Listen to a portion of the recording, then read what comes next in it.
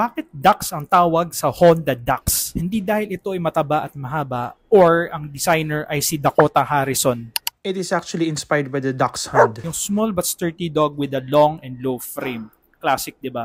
And this design has been rocking since the 1960s. Electrified lang for today's riders. One full charge of its lithium-ion battery can take you 60 to 80 kilometers. Disc brake at the front and drum brake at the rear. The Daxi has two options of charging for your convenience. Option 1 is to remove the lithium-ion battery, bring it inside, and plug it in. This battery is lightweight and simple, perfect for those on-the-go days. So perfect if you live in a condo or talagang wala kang space for your motorcycle, pwede mong dalhin yung battery lang to charge. Option 2 is if you don't want to mess with the battery, just plug directly into the bike. Hanapin mo lang, kapain mo lang dito sa may ilalim. That's it. Whichever works for you, no hustle, no fuss. You can have the Honda Dax E for just